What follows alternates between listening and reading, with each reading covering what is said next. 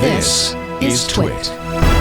All right, we are back from the break, joined by Jennifer Patterson Tui of The Verge, who is here to help us all understand what we should be doing or maybe not doing, or how we should be feeling about the fact that some of us who said, Amazon, I don't really want you to have my voice interactions with the Echo stored elsewhere, is now saying, well, that's just too darn bad. Tell us what's going on here.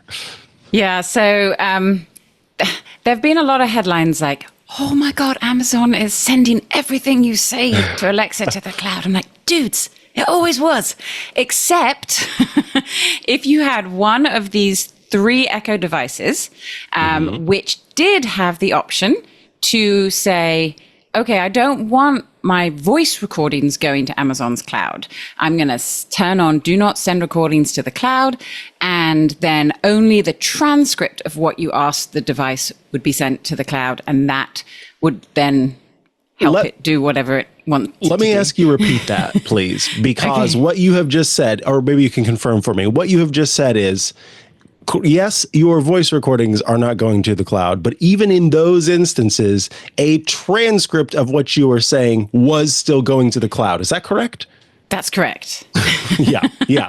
So okay. I mean, yeah, it's just not keeping your voice. And a lot of people, I can see why you might think, oh, I'd rather it doesn't have my voice. But yeah, it still knows what you're saying. It's just not in your words, not in your tone and intonation, but just written. So because Amazon devices don't process commands locally, in most cases, there are some instances, if you have local smart home controls, Zigbee devices, Thread devices, Matter devices, it can do things locally.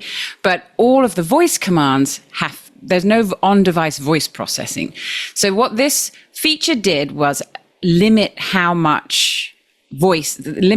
your voice from going to the cloud. Some queries still did have to go to the cloud for various reasons.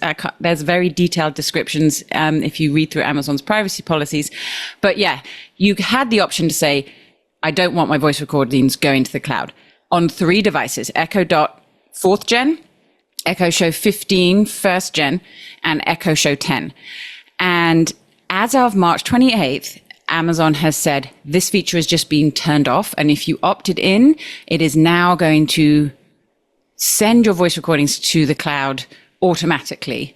And the only option now, well, it sends your voice recordings to the cloud automatically, but will then delete them as soon as they've been processed, which is an option you've always had. So you could have always been able to go into your Amazon Alexa settings and turn off, so you can choose for how long it stores your voice recordings for.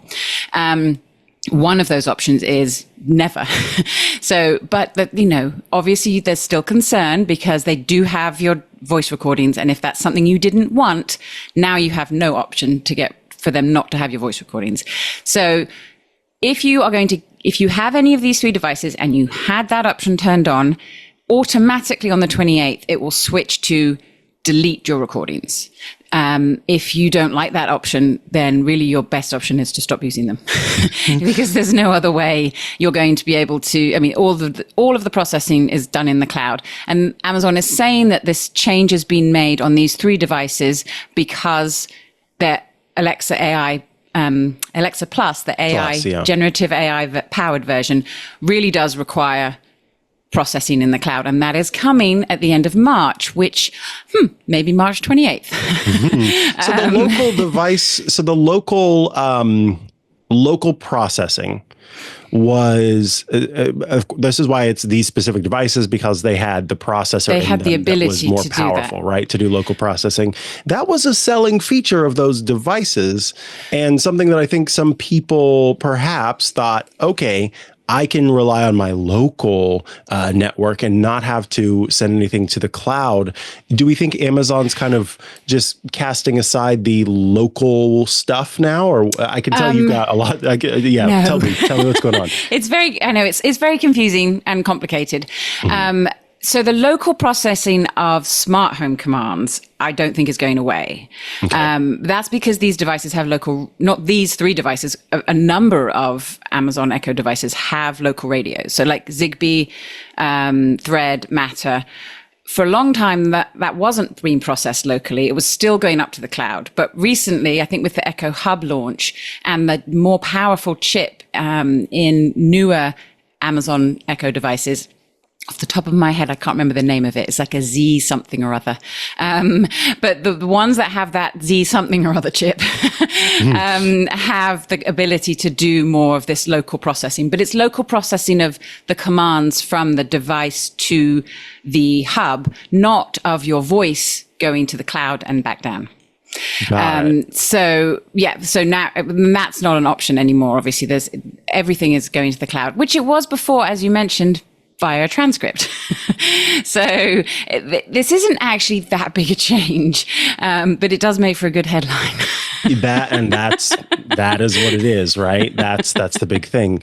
So I guess then again, so you're saying every device, every Amazon Echo has a setting that you can tell Amazon, fine, you get my recordings, but how long are you storing them?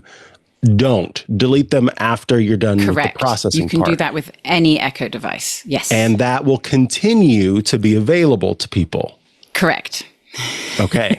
So everything's going to be okay. If you're okay with your voice going to the cloud. Because once it's at the cloud, you obviously have no control over it anymore. So Amazon says they will delete it. And if you have an Echo device and you trust Amazon, then that's part of the trust. Like they said they're going to delete it, they're going to delete it. But as soon as anything leaves your home and goes up into the cloud, it's automatically already more vulnerable, even though Amazon does have secure encryption and lots of, they have very detailed privacy and security policies on their websites that you can read. But it's a trust. There's always going to have to be a trust, a level of trust that you have in Amazon if you're using their devices. Yes, understood. Now, I think the big thing with the ALEXA Plus that's coming is the fact that obviously it's got to do a lot of processing of your data, of, calendars, of all of that. And I'm curious kind of just from your perspective, because one thing that we kind of have to do as tech folks is give over a certain level of privacy for the sake of being able to test these things and understand how they work and also what the privacy implications therein are. Are you at a point where you kind of are willing to say, look, it's either privacy or it's using features like this? You can't have your cake and eat it too. Or is there a way to find some kind of middle ground? Do you create a specific calendar that you sort of like copy everything over to, and that's just your Amazon calendar, so it doesn't have access to, you know what I mean? How do you go about finding a middle ground, or do you really feel like there is one that's worth it? So in the smart home, it's a whole different ballgame, I think, from having our phones or having our Google email, Gmail. I mean, there's a cost benefit ratio with technology and privacy. How much value I get from a product versus how much I have to give. And I know I've heard on this show many times on the TWiT network, if you're not paying, you are the product. Right. So, if you use Gmail, the free, excellent Gmail, but you are giving a lot to Google. If you use a smartphone, you're obviously paying for that, but there are potentially, that's got a speaker and a microphone built right in that you're carrying around all the time. But again, both of these things are personal devices. So you are putting the onus on your privacy. When you start bringing things into the home, unless you live alone, even if you do live alone, when you bring visitors to the home, the privacy is not just about you anymore. It's about your entire household. So that's where I think that payoff becomes a lot harder to evaluate. And my family, unfortunately, kind of has to deal with it so that they can go to college. But yeah, I do. I'm definitely mindful of their privacy when, dealing with these types of devices in our home. But it it goes back to trust. If you trust these companies, then you can, that's your choice. But again, is it your family's choice? Is it the people in your home's choice? And then you have to weigh that. The convenience though, and I think this is where generative AI and Alexa Plus may help tip that balance for a lot of people, because to date, the smart home hasn't really been quite as convenient as it had been promised.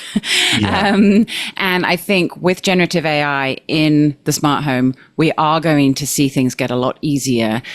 So we may feel more comfortable with that payoff. And to their credit, companies like Google and Amazon and Apple are trying very hard to convince us and show us how they are protecting our privacy. But again, no matter how hard a company tries to protect things, once you put things out there on the internet or connect things to the internet, there is a vulnerability there that you always have to be aware of.